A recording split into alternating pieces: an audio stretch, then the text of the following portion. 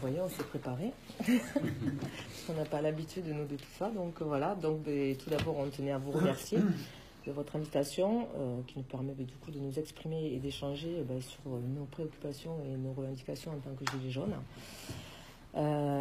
Donc vous n'êtes pas sans savoir que notre mouvement est apolitique et non syndiqué. Donc si vous êtes d'accord, nous nous adressons à vous en tant que Monsieur Hollande, le citoyen, et non pas Monsieur Hollande, l'ancien chef d'État. Voilà, c'est ce pour éclaircir, parce que c'est important. Donc notre but, évidemment, c'est de pouvoir bénéficier de votre notoriété et, si possible, de votre soutien pour pouvoir nous faire entendre et faire entendre surtout le désarroi du peuple qui souffre, qui n'arrive plus à vivre dignement, qui ne croit plus en un avenir meilleur parce qu'il est malmené, maltraité et soumis à une déferlante de taxes imposées les unes après les autres en un temps record. 18 mois, ça fait beaucoup, sans se soucier du reste à vivre des ménages. Et à ce jour, il faut savoir que pour une grande majorité des personnes représentantes des Gilets jaunes, ce reste à vivre est devenu un reste à survivre. Voire même pire, pour ceux à qui il ne reste déjà plus rien le 10 du mois. C'est une réalité. Et qui, de fait, ne peuvent plus se nourrir, ne peuvent plus se chauffer, et pour certains, encore pire, ne peuvent plus se loger, quand bien même ils travaillent. Alors moi j'ai une question pour vous, M. Hollande. Comprenez-vous la colère des citoyens qui meurent de faim et de froid, à qui l'on a promis pour justifier de la suppression de l'UNICEF qu'il y aurait un soi-disant ruissellement des premiers de cordée, et qui constatent aujourd'hui qu'il n'y a plus de ruissellement, que de baisse significative du taux de chômage d'ailleurs, et que qu'enfin les travailleurs laborieux, comme l'a dit M. Macron, puissent aspirer à une digne vie. Le mouvement des Gilets jaunes revendique une hausse significative du pouvoir d'achat. Bon, moi j'ai souhaité que l'on puisse échanger parce que vous êtes dans un mouvement et que vous avez des revendications, des aspirations à formuler, que nous devons tous les entendre comme citoyens, quelles que soient nos responsabilités antérieures ou actuelles, comme ici plusieurs en ont. Moi j'ai fait, vous savez, pour la sortie d'un livre, une tournée dans toute la France. Et j'avais entendu depuis déjà plusieurs mois ce qu'était une forme de souffrance, de colère ou d'incompréhension suite, vous avez évoqué la suppression de l'ISF, ou l'augmentation de la CSG pour les retraités ou pour un certain nombre de taxes, et la question du pouvoir d'achat qui revenait peut-être encore davantage que la question du chômage, alors que durant mon quinquennat c'était la question principale, mais ça ne veut pas dire que le chômage ne reste pas, on le sait, une difficulté pour beaucoup de nos concitoyens. Sauf que là, ça ne s'est pas amélioré. Non. Alors, après, c'est sur la question de l'essence et du gazole que vous êtes sortis. Ça a été la goutte d'eau, on va dire, ou la goutte de gazole, si on veut dire ainsi. Oui, mais voilà. Je pense que vous voulez exprimer, vous l'avez fait dans ce texte, ce qu'est la difficulté de vivre de beaucoup de nos concitoyens. Exactement. Des territoires ruraux, ici nous sommes sur l'un d'entre eux, mais aussi de territoires urbains. Parce que moi, je ne suis pas du tout favorable à ce qu'on puisse opposer les territoires entre eux. Et les personnes dans les grandes villes qui ont aussi des difficultés pour les transports, pour leur consommation courante, pour leur logement, encore peut-être davantage. Tout à fait. Et donc, c'est ce malaise-là qu'il faut entendre. Mais même si c'est le citoyen que vous interrogez, j'ai été aussi responsable, j'ai vécu des mouvements, des contestations, des grèves, beaucoup moins. Moins, c'est vrai. Mais il faut à un moment trouver le mode de négociation, le mode de sortie. Et c'est pas facile puisque vous êtes un mouvement spontané, mais qui doit à un moment faire son débouché. Alors, ce qui est important, c'est de bien fixer vos revendications, de les unir, de peut-être aussi avoir avec les organisations professionnelles, parce qu'il y a des organisations professionnelles qui sont concernées, qui représentent les métiers que vous exercez, ou des organisations syndicales, parce que ça existe dans notre pays, pour trouver une méthode. Alors, il y a eu une concertation qui a été ouverte pendant 3 mois, mais je ne pense pas que ça suffira, j'ai pu comprendre, à éteindre ce mouvement. Donc moi je pense qu'il faut vraiment que il y a une perte de confiance, en fait. trouver une forme de satisfaction de votre mouvement, qu'il n'ait pas été inutile, qu'il ait porté un certain nombre de revendications et surtout de témoignages de souffrance et de difficultés, mais qu'ensuite, il puisse y avoir dans les prochains jours une issue que, comme tous les citoyens, comme tous les responsables, nous devons souhaiter rapide. Pourquoi rapide? Parce que c'est vrai que ça a des conséquences sur l'économie. C'est sûr. J'imagine que vous êtes commerçant, vous le voyez. On le sent, bien sûr. Donc, ce serait quand même jouer la politique du pire que de faire durer ce mouvement. Et vous ne le souhaitez pas. Non. Hein. Donc, tout pourrissement, à mon avis, serait dangereux. Exactement. Violence, difficultés économiques, image de la France à l'étranger. Donc voilà, il faut trouver... Monsieur Hollande, nous ne sommes pas la cause du pourrissement. Non, j'ai bien dit. Voilà. Ah non, Voilà. c'est pour ça qu'il faut avoir le souci de vous de porter un certain nombre de propositions. Alors, vous avez évoqué un certain nombre de sujets sur lesquels moi, depuis longtemps, depuis 18 mois, je me suis déjà exprimé. Je pense que certains de parlementaires, notamment le groupe socialiste, l'a fait, sur l'ISF, qui revient régulièrement dans les discussions. Parce que ce qui a été très difficile à comprendre, c'est pas que la vie soit difficile, elle l'était déjà difficile. C'est que les faveurs fiscales ont été accordées aux plus fortunés et les prélèvements ont été demandés à tous, voire même aux plus modestes. C'est ça qui a créé ce sentiment Voilà. d'injustice. C'est un symbole. C'est ça qui a Vous avez bien sûr. créé L'ISF ne la représente cassure. pas beaucoup d'argent, c'est 4 milliards d'euros, Oui, il me semble. c'est ça. Donc c'est peu par rapport à l'impôt sur le revenu. Par contre, c'est un symbole qui est négatif envoyé à l'ensemble de la population qui est prêt à faire des sacrifices. Quand on lui montre un cap, quand on lui montre un avenir, on dit voilà, on a cet objectif en France. Tous on va y arriver, que ce soit hommes politiques, responsables syndicaux, travailleurs, citoyens. On est tous prêts à faire des efforts du moment qu'on nous dit on va vers là. Et tout le monde travaille. De la même manière, je pense que vous aussi, vous êtes conscient de l'enjeu écologique, de la lutte contre le réchauffement. On a une question aussi. On va vous poser la question. Dis à Simon. Monsieur Hollande, comprenez-vous les étudiants qui peinent à financer leurs études, les retraités qui sont ponctionnés et de plus en plus nombreux sous le seuil de pauvreté, les personnes handicapées qui voient leur aide diminuer. Autant d'indicateurs de l'application d'une politique d'austérité mise en place par ce gouvernement sourd et aveugle aux cris de détresse de son peuple qui se meurt. Et le mot n'est pas faible quand on voit le nombre de suicides dans nos campagnes, nos forces de l'ordre ou tout autre corps de métier. Comment ne pouvons-nous pas crier à l'injustice quand on demande aux plus démunis de se serrer encore et encore la ceinture, alors qu'on farde de cadeaux fiscaux les plus riches? Oui, ça vous avez donné la réponse à la question. Mais je pense qu'il faut être, là encore, juste, y compris dans les formulations que l'on peut donner. Il y a peut-être eu des augmentations de prestations, mais elles ont été très modérée et l'inflation, la hausse des prix, les a couvertes en réalité, ces augmentations de prestations, notamment sur les personnes handicapées.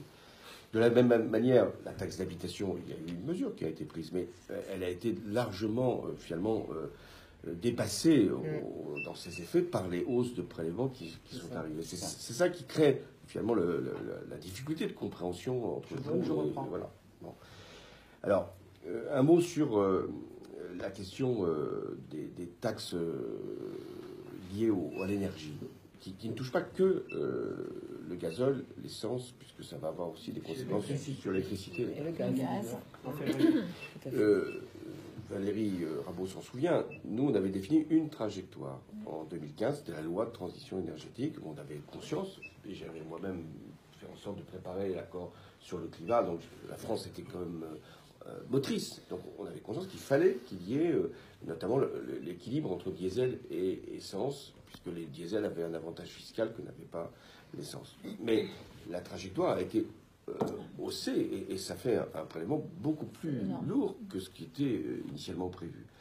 Et de la même manière, il faut peut-être avoir des trajectoires pour que le prix du carbone, donc le prix de ce qui finalement pollue, puisse être intégré dans les consommations, mais il faut avoir des compensations pour les personnes, pas forcément d'ailleurs modestes comme l'on dit, pour la plupart des classes moyennes. Parce que faut là aussi éviter de dire qu'il y a les plus pauvres et puis les autres. Et puis on dirait, alors il y a les très riches, il y a les plus pauvres, puis au milieu, on fait rien. Non, il faut aussi, pour des millions de Français, il puisse y avoir des compensations. À cet égard, le chèque énergie, qui aujourd'hui représente 300 000 ou 400 000 personnes, n'est pas à la hauteur de ce que on pourrait faire pour c'est pas la demande des gens, en fait. Les gens ne veulent pas d'une aide. Les gens veulent pouvoir payer par eux-mêmes, en fait. Parce que quelque part, demander encore une aide, c'est quelque part un petit peu être soumis à une espèce de mendicité, si je peux m'exprimer ainsi. Et le Français a envie d'être digne et de dire je peux me payer ma voiture électrique si je veux, je peux me payer mes nouvelles fenêtres double vitrage, et pas je dois demander, avec en plus bien souvent pour demander une aide. C'est une paperasserie sans nom, très compliquée. Et nous, en étant sur le terrain, ce qu'on entend, c'est que les gens, ils veulent gagner leur vie correctement du fruit de leur travail et choisir comme on l'a connu à d'autres époques. Et que là, maintenant, on a l'impression que même quelqu'un qui est au SMIC, eh bien, il finit pas le mois. Et alors, s'il est seul, c'est pire, parce qu'à la limite, en étant en couple, ça peut permettre un petit peu, on va dire, de flotter. Pour une personne seule, ou si c'est une maman seule avec enfant, parce que j'ai connu ça de par... voilà, j'ai élevé seule ma fille à l'époque. Voilà, on devient les spécialistes du système D, j'ai envie de dire, mais c'est pas une vie, quoi. Donc, et ça, c'est ce que les gens revendiquent, ils se disent c'est pas normal, surtout quand on travaille et qu'on essaie c'est une valeur, le travail. Oui, il ne faut non plus pas opposer les catégories entre elles. Vous avez raison de mais tout à fait. Classe moyenne contre les classes populaires, ou les ruraux par rapport aux urbains, ou les retraités par rapport aux actifs. Tout à Parce fait. que les retraités, c'est vous qui le disiez, ils ont cotisé toute leur vie, ils ont travaillé longtemps, souvent même jusqu'à 42 ans, puisque maintenant c'est l'annuité, enfin ce sont les annuités qui sont nécessaires pour partir à la retraite, et c'est exact que la CSG a été pour beaucoup de ces personnes une incompréhension et une injustice considérable. Et pas, parce que je le dis souvent, les retraités, ils font de la redistribution à leurs enfants et à leurs petits-enfants, donc y compris à ceux qui travaillent. Hein, et ils consomment. Oui, bien placé pour le savoir. Voilà. Donc, c'est vrai qu'il faut remettre à plat, sûrement, le système fiscal français. On avait commencé à le faire, hein, mais et de faire qu'il puisse y avoir des redistributions qui soient opérées par la fiscalité, ce qui suppose qu'elle soit juste. Si elle ne l'est pas, on a finalement la double peine d'avoir des rémunérations directes qui ne sont pas forcément suffisantes, et en plus d'avoir un système fiscal qui accroît les inégalités. Si je peux me permettre, M. Hollande, depuis bien longtemps, on a l'impression qu'en France, le système fiscal est punitif, pas positif. C'est-à-dire que on va fixer des impôts ou des taxes sur des choses pour punir et non pas pour inciter. Je m'explique. Par exemple, là on parle de notre gasoil de tous les jours quand on va travailler. Pourquoi, vu qu'on est aussi dans un monde, dans un marché mondialisé, on n'instaurerait pas la pratique de taxer le fioul lourd qui, lui, pollue beaucoup et qui fait fonctionner les échanges commerciaux entre la Chine et l'Europe, par exemple, sur les porte-containers. Ça, c'est quelque chose qui est aussi difficile à entendre chez les gens. On dit, moi, je vais, avec ma petite voiture, contribuer au changement climatique. Mais pourquoi, ça viendra après, oui. Mais pourquoi ne pas aussi faire contribuer ces grands groupes mondiaux? Monsieur, que pensez-vous de la façon dont M. Macron nous culpabilise d'être un mauvais citoyen parce que nous roulons avec des voitures diesel alors qu'il a autorisé Total à forer dans les eaux guyanaises, à quelques kilomètres d'un écosystème unique et vulnérable, le récif de l'Amazone, sans parler de l'importation de l'huile de palme accordée au même groupe qui entraînera la déforestation de milliers de kilomètres carrés dans les pays d'Afrique et d'Asie. N'est-ce pas contradictoire avec le discours qu'il nous a encore fait il y a peu sur l'écologie? Est-ce pour le bien de l'écologie d'accorder une telle faveur à Total? Alors, vous posez là des questions de grande ampleur. Ce qui est exact, c'est que chacun doit faire un effort pour transition écologique et la lutte contre le réchauffement. Chacun. Et même pour les petites consommations. Bon, parce que c'est finalement cet effort, cette petite goutte, puisque vous avez repris cette métaphore, qui va quand même permettre qu'on puisse régler une part du problème. Mais le problème, il est mondial. Tout à fait. Et c'est ce que vous dites, c'est-à-dire dès lors qu'ailleurs, il n'y a pas forcément les mêmes pratiques, d'où l'importance de l'accord sur le climat, parce que l'accord sur le climat, c'était de faire que tout le monde s'engage. Deuxièmement, alors qu'il y a encore des grands groupes qui ne font pas tout à fait l'effort, vous en avez cité un, mais il y en a d'autres, et alors qu'il y a des taxes qui n'existent pas au niveau international, parce qu'il y a aussi le kérosène pour les avions, on a entendu ça. Mais c'est vrai que ça ne peut se faire qu'à l'échelle internationale. Je rappelle que c'était Jacques Chirac qui avait mis une taxe sur les billets d'avion, et on n'est que quelques pays à avoir mis cette taxe sur les billets d'avion. Donc là, c'est une action européenne et internationale. Donc là aussi, il faut une volonté politique. Et il va y avoir dans quelques jours une conférence sur le climat. Et ce sont ces questions-là qu'il faut mettre sur la table en disant, nous, on ne pourra pas faire accepter aux citoyens des pays développés. Vous imaginez ce que ça peut être dans les pays en voie de développement et émergents. Parce que la hausse du prix du pétrole, elle est aussi mondiale quand elle se produit. Là, en ce moment, ce n'est pas le cas, mais elle est pour tout le monde. Et il y a des pays qui vont être totalement bouleversés par cette hausse du prix du pétrole, qui l'ont été. Donc, il faut qu'à ces réunions-là, on puisse mettre des normes, des règles, et des taxes à l'échelle mondiale, parce que c'est ça qu'il faut absolument faire, pour que chaque citoyen, où qu'il vive, pays développé ou pays émergent, puisse se dire qu'il ne fait pas un effort seul, pendant que d'autres se complaisent à maintenir le système. Il y a des centrales au charbon aussi qu'il faut fermer, parce qu'on sait que les centrales au charbon, c'est ce qu'il y a de plus polluant, bien plus polluant encore que les véhicules que vous empruntez. Donc là, c'est prévu pour 2021, mais on peut peut-être le faire plus tôt. En Europe, il y a encore beaucoup trop de centrales au charbon. Donc c'est ces mouvements-là pour que vous n'ayez pas, nous n'ayons pas, parce que on est finalement tous confrontés au même choix, le sentiment que ce qu'on fait est inutile, et donc est en fait un prélèvement. Parce que ce qui a créé ce mouvement, c'est l'idée qu'on a utilisé l'écologie pour trouver des recettes supplémentaires. C'est ça, c'est exactement. Ce qui n'était pas complètement faux, il faut bien le dire. Mais merci de le dire. Parce que il y a 3,5 milliards qui sont donc produits par ces hausses de taxes. Il faut que ces 3,5 milliards soient revus. Moi, je pense que la trajectoire était trop haute, soit redistribués pour qu'il puisse y avoir des avantages qui puissent être donnés à ceux qui consomment. Monsieur Hollande, que pensez-vous du mouvement des Gilets jaunes qui s'est étendu hors de nos frontières? Oui, parce que vous avez vu, en Belgique, il y a eu des mouvements, mais on va les voir ailleurs, parce que toutes les images, elles tournent. Alors, il y a des images... Sauf au niveau national, on a du mal, et les gens ont du mal à le montrer apparemment. Oui, bon. Un petit peu. Oui, quand même. Soyons, on en voit quand même des gilets jaunes à la télévision. Oui, mais on ne montre pas forcément les gilets jaunes belges, les gilets jaunes anglais, les gilets Non, il y a des images qu'on ne veut pas voir, qui sont les images de violence et les images qu'on a vues sur les Champs-Élysées, dont vous n'êtes pas du tout responsable. Mais ça, et on n'a pas envie de les voir. Et on n'a pas envie de les revoir, surtout samedi. Ça, je pense, ce sont des images terribles. Parce que, bon, elle déconsidère un mouvement, mais surtout, elle donne de la France l'image d'un pays qui ne serait pas... Au bord de la guerre. Voilà, exactement, ce qui n'est pas le cas. Bon.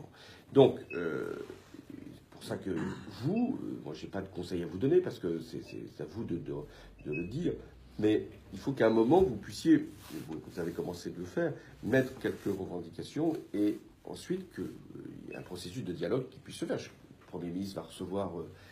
aujourd'hui, des gilets jaunes, il faut qu'il en sorte quelque chose et que vous ayez à ce moment-là le sentiment que vos paroles ont été entendues. Mais entendues, écoutées et traduites, si vous voulez. Parce que sinon, pour l'instant, c'est un peu du vent. Voilà, c'est simplement pour prendre acte que vous avez des raisons de vous mettre en mouvement, ça ne suffit pas. Parce que là, on donne quelque chose, mais en retour, on a du vent. Donc, au bout d'un moment... on est surtout très méprisés, on trouve. Voilà, la façon dont on nous parle, nous, les Gilets jaunes, ou nos retraités dans la rue, on s'est senti très, très méprisés. De parler de peste brune, oui, de parler de groupuscules... Ici, on a une image tout à fait réelle. Je peux vous dire peut-être un mot de ma propre expérience, puisque c'est aussi de ça dont il s'agit. quand il y a des mouvements, j'en ai connu des mouvements, j'en parlais. Et, notamment les bonnets rouges, vous vous souvenez, les portiques, etc. Sur d'ailleurs une mesure qui n'était pas la nôtre, dont on avait hérité. Bon, qu'importe. Et on est toujours, quand on est gouvernant, et a fortiori président de la République, on est toujours en train de se poser la question, si je cède, je vais être faible, et si je ne cède pas, je vais laisser un mouvement qui peut dégénérer. Donc, comment faire ? Il faut trouver, c'est pas toujours simple, et il n'y a pas de solution qui s'impose d'elle-même, il faut trouver des voies de compromis. Ça s'appelle le compromis. Le compromis, c'est de dire on va continuer à agir pour lutter contre le réchauffement climatique, mais on va trouver des mesures où dans le temps, si on diffère, ou dans l'ampleur, si on corrige, ou on va revenir sur un certain nombre de décisions qui ont été prises pour trouver une solution qui permette le consensus et l'adhésion. C'est ça qui... Mais les gens ont envie. Eh bien, Je garantis, les gens, ils ont envie de laisser vous une aussi, planète vous savez que propre à vous leurs n'obtiendrez enfants. pas... Mais pas où on impose les choses d'une façon punitive, en nous disant, en nous faisant de la pédagogie, voilà, je veux dire, comme si on était des petits-enfants à rien comprendre, en nous culpabilisant en plus, alors qu'il y a quand même peu de temps, quelques années en arrière, on nous a vendu ces voitures diesel en nous disant, de toute façon, ils polluent moins. En plus, on sait que ça pollue moins, donc à un moment donné, voilà, on a l'impression qu'on nous prend un peu pour des imbéciles.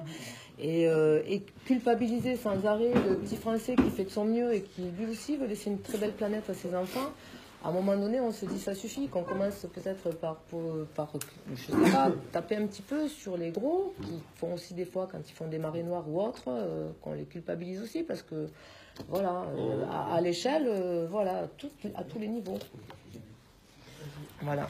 Alors, si sous votre mandat, vous vous seriez retrouvé à gérer une telle crise, telle qu'aujourd'hui, sachant qu'une grande majorité des Français, plus de 80%, soutiennent ce mouvement, et qu'une demande revient sans arrêt dans la bouche des manifestants, à savoir un référendum pour ou contre la démission de M. Macron, auriez-vous, si vous avez été à sa place, répondu de façon favorable à cette demande, comme l'a fait en 69 M. Charles de Gaulle? Non, je n'aurais pas fait de référendum. Il y a des institutions, il y a des élus de la République, les Français ont voté, c'est le choix qu'il faut respecter. Je n'aurais pas fait de référendum, j'aurais fait en sorte, comme je l'ai fait dans certaines circonstances, de trouver un dialogue avec vous, mais aussi avec les organisations représentatives. Parce que les corps intermédiaires. Les corps intermédiaires. Les élus aussi qui ont leur mot à dire, parce que les élus locaux, ils vivent aussi votre situation. Et puis, s'ils ne la vivent pas, vous leur donnez un certain nombre d'alertes. Donc, voilà, je pense que c'est très important qu'on revienne vers les corps intermédiaires, vous ayant exprimé votre colère et votre souffrance et vos revendications, mais qu'on puisse trouver, d'ici la fin de l'année, ce qui n'empêchera pas une concertation sur plusieurs mois, des réponses qui puissent faire revenir les Français vers le sentiment qu'on a retrouvé calme, harmonie. Ça ne veut pas dire que toutes les difficultés auront été réglées. Je crois qu'il faut aussi être honnête. Donc justement, M. Hollande, sachant que la grande majorité des Gilets jaunes sont pacifistes, et d'ailleurs nous l'avons prouvé ici à Montauban lors de la grande marche que j'ai organisée samedi dernier, quelles peuvent être justement selon vous les possibilités de sortie de ce conflit rapidement afin qu'il ne dégénère pas? Parce que je pense que c'est une crainte quand même de tout le monde et de beaucoup de Gilets jaunes. Entre autres aussi. Oui, parce que j'imagine qu'il y a la fatigue qui doit aussi vous prendre. Et la peur, colère, parce que la peur d'être débordé. La responsabilité, voilà. Et la peur aussi, parce que beaucoup ont peur que des radicalistes s'accaparent le mouvement et entraînent ce pays dans quelque chose d'incontrôlable, voire à feu à sang. Et c'est pas du tout l'envie de ces gens-là. Ces gens-là, ils sont descendus dans la rue pour contester quelque chose, pour dire qu'ils n'en pouvaient plus. Pourtant, ce sont des gens intelligents qui, pour autant, on est en 2018, je pense qu'on est capable d'arriver à nos fins sans en arriver à prendre des armes. Enfin, ou alors, c'est qu'on n'est plus dans un pays progressiste. Non, mais justement, et on ne le veut pas. Vous avez raison de dire que votre mouvement, il est pacifiste. Il est d'abord pacifiste, paisible et bienveillant. Oui, vous n'avez pas à aucun moment voulu bloquer, faire des violences, même si il y a eu, il faut quand même le reconnaître, il y a eu par certains individus, Oui, mais on qui les nous connaît. ont desservis. Chaque fois qu'il y a un mouvement, il y a ces individus qui viennent. Ouais, exactement. Vous vous rappelez des images de voitures de police sous mon quinquennat qui ont volé. Moi, j'assume toutes les responsabilités. Donc on sait qu'il y a des agents qui viennent créer de la violence, qui sont des agents provocateurs et qui veulent qu'il y ait parfois des blessés. Des morts. Donc c'est aussi votre... Vous parliez de responsabilité, mais c'est la responsabilité aussi des pouvoirs publics. Sachant que votre temps est précieux, on a une dernière petite question, peut-être en forme de boutade, mais sérieuse. Monsieur Hollande, en tant que citoyen, comprenez-vous le mouvement des Gilets jaunes? Je pense que vous avez répondu au nous recevant. Et si oui, accepteriez-vous d'arborer un gilet, comme l'a fait monsieur Jean Lassalle en guise de soutien pour le temps d'une photo? Non, je pense que c'est pas à moi de le faire. Je vous ai reçu. Vous accorderez une photo avec vous? Avec, quand même. je peux prendre une photo. Je pense que vous devez refuser aussi l'instrumentalisation politique. Tout à fait. Ouais. Tout à donc, fait. c'est trop facile pour certains de venir arborer, je ne dis pas qu'ils le font dans un mauvais sentiment, enfin quand même, hein, d'arborer d'essayer de racheter le mouvement et de récupérer le mouvement. C'est votre mouvement. Moi j'ai dit ce que je devais en penser, et je ferai rien qui puisse donner l'impression que je veux le récupérer, mais je veux absolument qu'on puisse trouver une solution. Vous êtes peut-être une porte qui s'ouvre pour permettre de remettre la parole à qui de droit et de nous faire entendre. Parce qu'effectivement, au bout de 15 jours, on est ravis d'être reçus.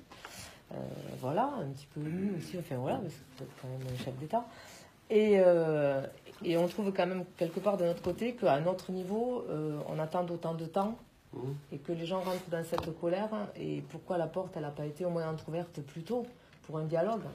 Pour un dialogue, ne serait-ce que ça. Il ne faut pas oublier quand même que vous êtes quand même, si je peux me permettre, c'est votre fils prodigue quand même, monsieur Macron. Quand même. Donc, nous comptons sur vous quand même pour lui expliquer à un moment donné que c'est bien aussi de faire un peu de rétropédalage. Vous avez remarqué que mon autorité s'est arrêtée assez tôt. Pour moi, il est majeur. Voilà. Alors, ce que je voulais aussi, c'est par les images que vous avez vues, montrer ce qu'est votre mouvement. Oui. Hein, c'est le sens que je veux aussi donner à ce dialogue. Montrer qu'un dialogue est possible et qu'il y a des choses qui ne pourront pas être forcément reprises, compte tenu de ce qu'est l'orientation de la majorité. Ce serait une autre majorité, je vous aurais répondu différemment, mais je ne suis plus au pouvoir. Mais il y a des partis qui peuvent avoir des propositions, mais faites des revendications qui puissent trouver une part de traduction. Et sinon, son quinquennat va être très long. Oui, et puis, puis la vie de tous les Français peut en être impactée. Et moi, je pense aussi à tous ces commerçants qui aujourd'hui attendent les consommateurs. Il faut dire encore que les consommateurs ont du pouvoir d'achat. Ça, c'est une première question. Mais si les clients ne peuvent pas aller vers les commerçants, qu'est-ce qu'ils vont faire? Ils vont commander sur Internet? Ce qui serait quand même un comble. Parce que c'est les gros qui font des transports qui polluent, qui viendraient bénéficier de ce qui se passe en ce moment. Alors que le pouvoir d'achat, mais quand on a de l'argent, on consomme. Quand on consomme, on crée de l'emploi. Enfin, je veux dire, en même temps, c'est tellement simple. On a l'impression que pour certains, c'est infaisable. Donc, merci pour cet échange et je crois qu'il est... Merci à vous de nous avoir reçus.